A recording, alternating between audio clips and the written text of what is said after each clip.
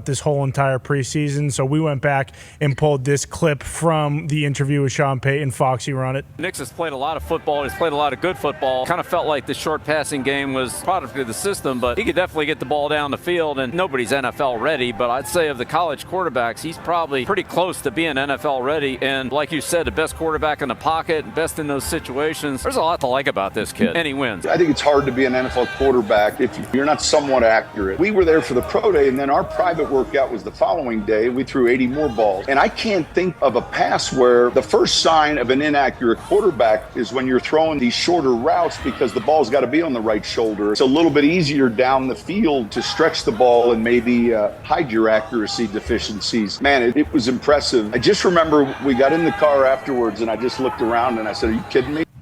How do you feel about what you've seen so far, Bill, from Bo Nix and Sean Payton working together? And at what point do you think that they kind of do go, full force ahead? Bo Nix is our quarterback, and we're going with him for the entire year in Denver. Well, I think you go with him when you feel like he's ready to go. What you don't want to do is you don't want to put a rookie quarterback in there. Like, let's, for example, here, what I don't think you want to do is put Bo in there, and then after 3 or 4 games, find out you need to take him out and put Stid back in there and go that way. I don't think that would work.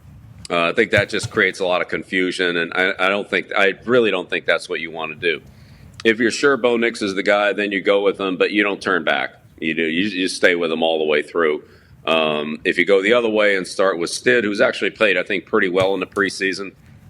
He showed some toughness scoring last week and had an interception when the ball got batted at the line of scrimmage. So, overall, I thought he's done a decent job. If you feel like he gives your team a better chance to win and you want to give, the younger player a little more chance and you don't think he's quite ready yet, then when you make that move, you're going to make it, whether it's to start the season, week 3, week 6, week 8 at the bye week, whatever it is. Once you make that move, then, I think you're committed to it all the way. You don't want to change it at that point. So I'd say once Sean's sure that Bo is, ready to go and, he knows that this is the direction and he's ready and he just needs some reps out there and it'll continue to get better, then, I think he'll make that move. Look, he's played well in preseason, but it's preseason. The coverages are simple, but he's delivered the ball well. He's got it out on time. He sees the field well. He's done a good job of taking care of the ball. He's done a good job of extending some plays and making good decisions with the ball in his hands under some pressure.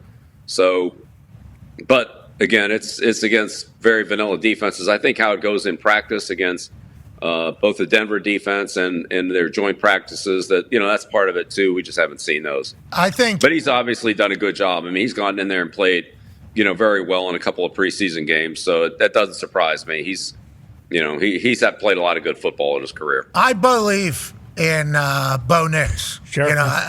He's big, he's fast, and the way Sean Payton is it seems like he's going to be durable too. Played a lot of football in college, obviously been through a lot, so it feels like he's calloused potentially through a lot of different situations, especially down there in Auburn with how that whole thing went and the whole conversation. I think those are good things as you head into the season.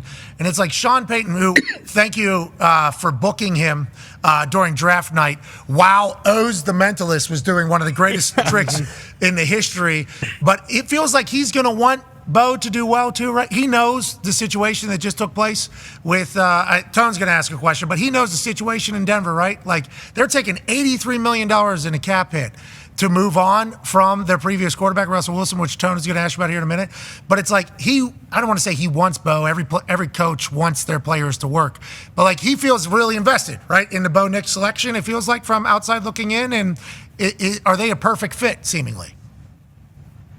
Well, it looks like it. Look, I think Sean's done a good job with Stidham too. Sean's a great quarterback coach, and he'll have those guys ready to play, and he'll tailor the offense around whoever the quarterback is. So I think for Sean, it's probably, like right now, it's just getting to know Bo Nix and feeling comfortable with Bo. What's he really good at? What maybe do we not want to emphasize quite as much, keep him away from certain things? Or maybe he feels pretty good about everything and he just needs a little more time. But Sean's offense is a very fast offense. They don't go no huddle, but they substitute fast. They call the play. They get up to the line of scrimmage. And once the ball's snapped, everything's moving fast as anybody in the league. So there's a lot of mental processing and decision making that has to take place in a hurry. And assuming the quarterback's good at that, then, we've seen Breeze execute it. We know what it is, but it's still, I would say it's still, not easy to do. If Bo can do it, then as soon as Sean's comfortable with what Bo can do, he'll just ride it out with him. Coach, that Oregon offense, I don't know how much you watched it. Obviously, you've seen a lot of it. But whenever Bo was running it, I mean, that was just like it almost feels like should be a good match. Feels like it should be a good match, even though college defenses like 75% completion. I mean, look, granted, not every pass was 80 yards downfield, but I mean, I don't care. 75% completion is still 75% completion. I like that you just called him Stid too, by the way. But this one's for Pat.